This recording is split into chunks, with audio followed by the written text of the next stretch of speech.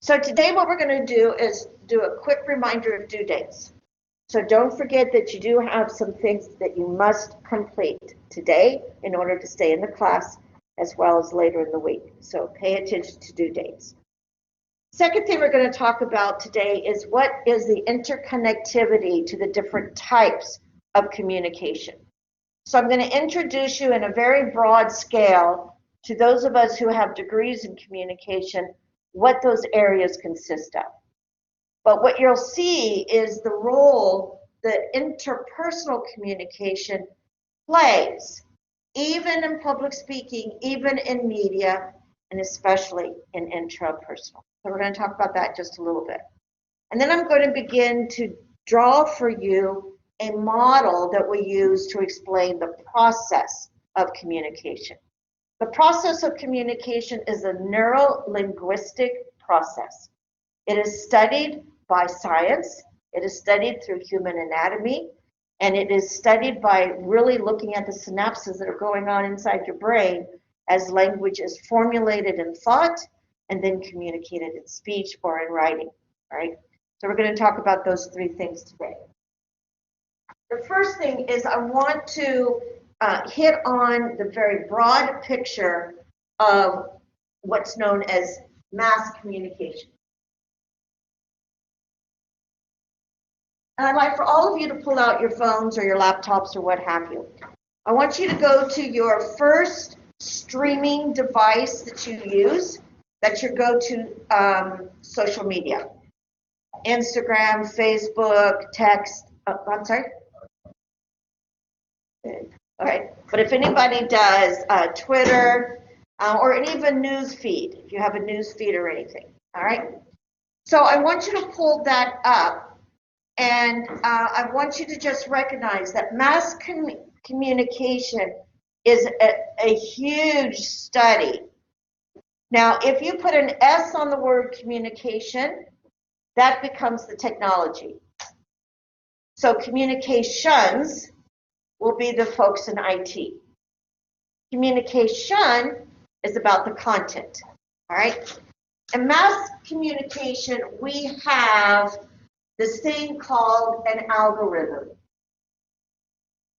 I can never spell R-H-Y-T-H-M, yes? Algorithm. What is an algorithm? You probably have heard about it.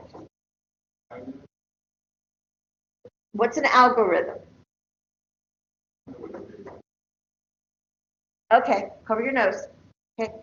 All right, so what happens is social media conforms to what you want and what you like. Mass media takes advantage of every click you perform and builds a database about you. And that database, through algebraic kinds of manipulations, will feed you information in mass media.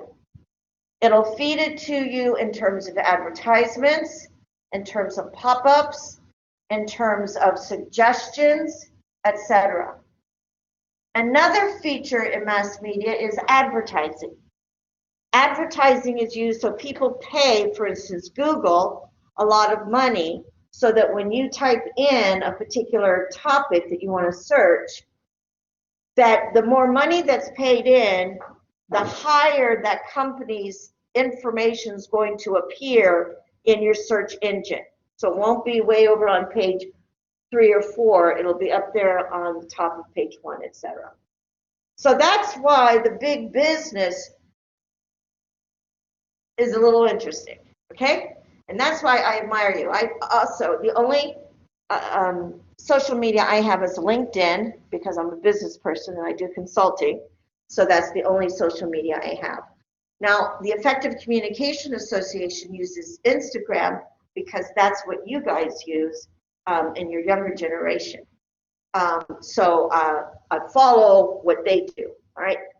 But you got to be careful about following certain entities in mass media.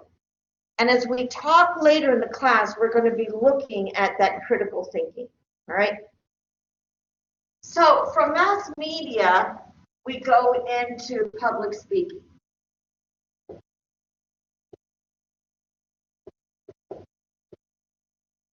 Mass media is just that. It's mass. It's, it's like throwing it against the wall and see what sticks, okay? Public speaking is a little bit more targeted. It is the purpose of giving information at a particular group. It is being extremely audience-centered with the intent of either selling an idea, selling a concept, selling a product, or any of those kinds of things, or selling yourself, all right, as in politicians or salespeople, etc.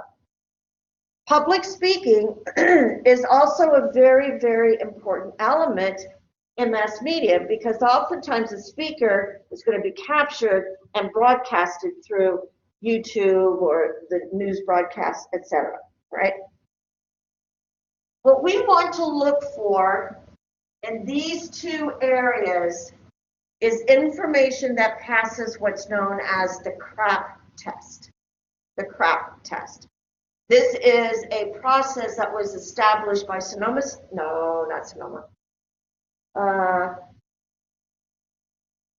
Chico, Cal State Chico in Northern California, and it's now used by the librarians, and it's now used by every librarian around.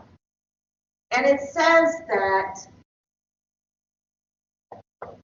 for you to evaluate the truthfulness of a speaker or the truthfulness of what you see on your social media, if you follow this acronym and if everything is met, then you start to validate the authenticity of the information, especially if it is fact. Observable, countable fact. Be careful of statistics. Statistics lie. You can manipulate statistics all day long, all right? And people do, all right? So be careful about statistics. What you want is as much factual information as you can so that you will know truth, right? So you want to know if the information is current, all right? And in our world, it's really the last 1 or 2 years for current. You want to make sure it's relevant, that is on point. So that they're not going to compare how people live in India with how we're living here in the United States. Not relevant, not the same, right? So we've got to find what is the connection. You also want to make sure it's accurate, especially if it's a quote or if it's information taken out of context, all right? If it's any kind of information that is a snippet or what they call like the sound bites, all right? Well, what's it really in the total context of the delivery, the social context, the physical context, the religious context, and everything else. So you've got to make sure that it is accurate. It is not distorted by taking one little piece of information out that changes the meaning of what's being said. We also are looking for authoritative, and this is an important one. Authoritative means that you want to check out your social media to see who is the voice. What authority, what gives that person or that entity the right, the legitimate credentials, experience, education to speak on the topic they are speaking about. My husband is a doctor. He has a doctorate. He loves to tell people, I'm a doctor, I can perform an operation on you. No, he can't. Yes. Yeah. You have him now? Okay. Yeah. Okay. But he's not a real doctor. Okay. Actually, he is very much a real doctor. But he has a doctorate of education, and so in social justice, but he's not a medical doctor. right? So you want to find out what is the authoritative voice, and you're going to love him. He's really good. And the authoritative voice is he's going to come to you with lots of different. Here's a great example. He's going to come to you from not only a degree in psychology, but also a master's in business administration, and also a doctorate in education leadership, and also his, his psychology. All right, so he's very authoritative in lots of different areas, but not about medical science. All right, but yeah, don't ask him about medical. He knows a lot about training. He helps the players and stuff. The next important one is what's called positive purpose. And I add the positive. Purpose is the one that they say. Why has this person posted that information? What's the agenda? What's in it for that person? Money, influence, power. All kinds of elements can be either hidden or subtle. Sometimes can be very overt, very obvious, but oftentimes it's not. All right? So purpose is really important when you are listening to what the person is saying and the mass media that you are exposed to. So right now, look at your go-to on your phone. All right, for those of you who have it. All right, so what's your go-to?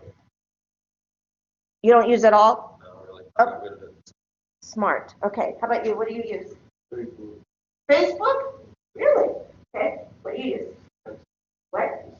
You're texting? Instagram. Instagram? Reddit. Reddit? Snapchat? Or Discord? Okay, good. So you see all these different platforms out there, all right?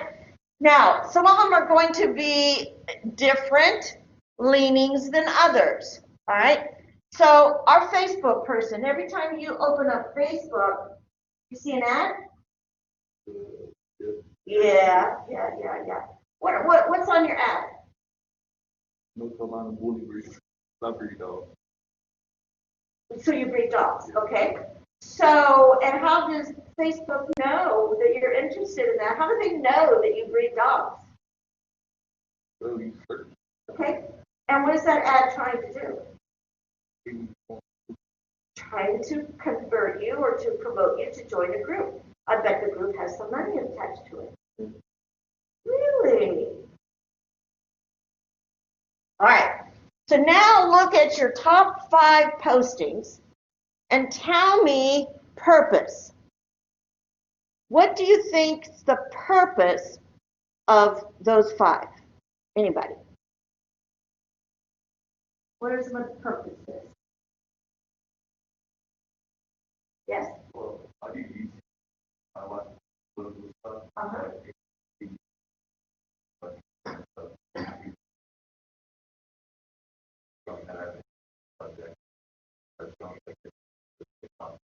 That's right. So what happens is if you put in I'm going to come over here. Sorry, I'm off stage.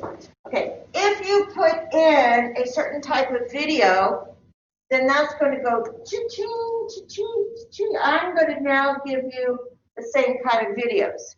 All right? Now, what's the problem if you only get the same kind of videos? Is that interesting to you? Yeah, to me, because I mean, my social media is very like Chicago rapper. So I show like the opposite. Okay, if they show you the opposite, that's good.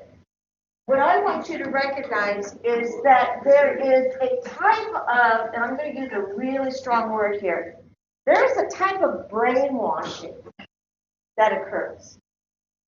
When your social media, you are so connected to it that it feeds you the same stuff all the time. There's They dirty from over They there. brainwash him. Is they brainwashing you? Okay. No, they dirty from over there. He's waiting for Chicago. He's waiting. Okay. They dirty from over there. I'm just saying that there's a reason behind this, and don't necessarily trust the reason. Skepticism is healthy. To have some degree of questioning, critical thinking is healthy. All right? Now, you may also, though, get something that's just like, whoa, wait a minute. Actually, I do use Pinterest. Okay, so I do have one. Pinterest. And in my immediate feed that came up one time, it showed me some stuff. It's like, no, no, no. In which case, then I reported it as being offensive. So you have that right to do that as well. All right? Because you can say, no, this is not what I want to see. This is not what I want to read. This is not what I want to be exposed to. All right? You can control it. Okay, so check for positive purpose. Check on facts. Double check, double check, double check. All right? Now that's going to be important as you are actually building the defense in your speeches. So when you make a claim, we're going to talk about that next week. We're going to talk about ethics. When you make a claim, you have a responsibility that you are speaking truth. And you know that you are speaking truth because you did your homework. You're not going to use the first Google source that pops up. You're going to actually go into a library virtually and figure out and come up with what you want to find. All right?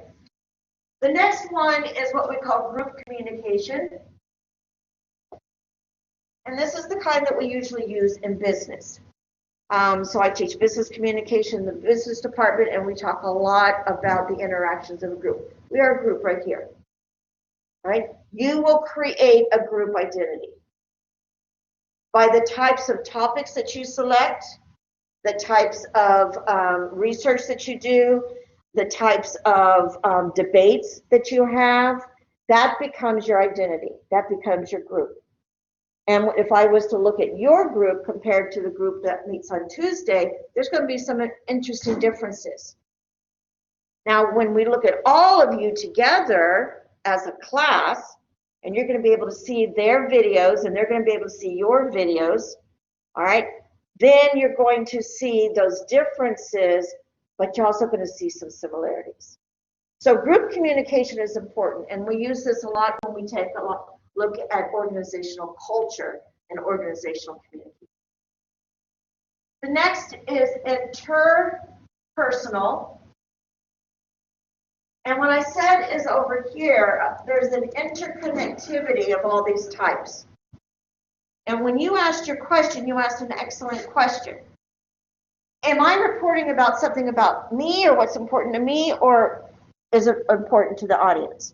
So let me say this again. All of your speeches need to be audience-centered. I am not your audience. I'm the old white woman in the room, all right? Your audience is you young people right here and the other people out there, all right?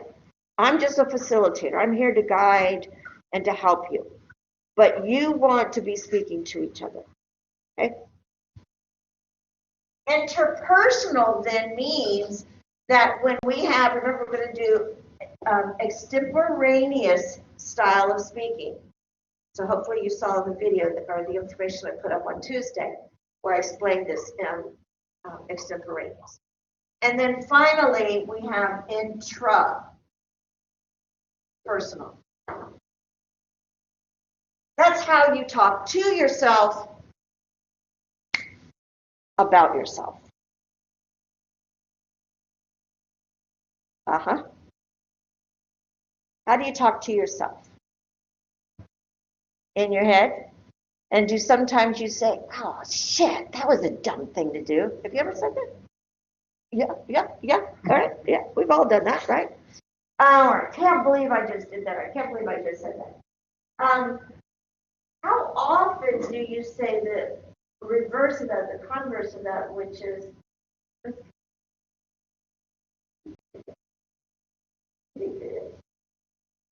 how often do you do that?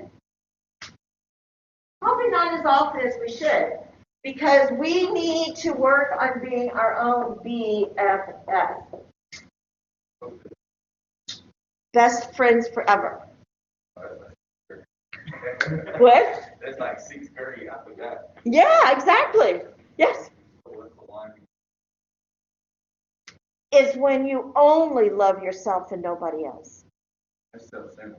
That is extremely self-centered. And if we're going to be audience-centered or other-centered, all right, we don't want to be that. So for instance, by doing our Global Scholars Project, you're going to be studying a country outside the United States. And so you're going to inform us about a person, place, thing, issue, concept, etc. outside the US, so that we're not all self-centered all the time, and that we do branch out and look at the other and look at what's out there. All right. So these are the different types of communication. What is connected is all of this. What are some of the connections that you can make between all of those, just even based on what I said? What's some interconnectivity? Yes. Good. So talking to school, yeah. And? Basketball person. Yeah, in fact, let me ask you. All right. Did I say anything? No. We all knew what that meant, right? Okay. You don't know? Okay. Come to our basketball games, they're a riot. Okay, yeah, this means you're pulling your arrow out of the quiver. You just made your 3-point shot, and it was beautiful, all right? If you're outside, you did a really good job. All right, the first time I saw that, I said, well, that is just not good sportsmanship. And to which case, I brought it home to my husband, who works with the athletics, and he said, Kathy, give it up. That's a moment of pride. That was a good thing. That was sportsmanship. It was letting everybody know you did a good thing. I said, well, maybe, right? So we are communicating all the time, non-verbally as well as verbally. So a hidden concept all the way through here is called non-verbal communication. What do you say and what you don't say? All right. So let me end this little video part with this statement. Oh, let me flip it over here.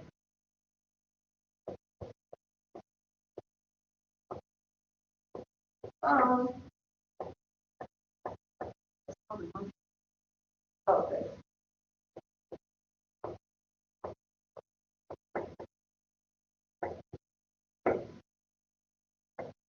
This is a concept that was put forward in the 1960s by a researcher out of Stanford University in the Palo Alto group called Paul Václavic.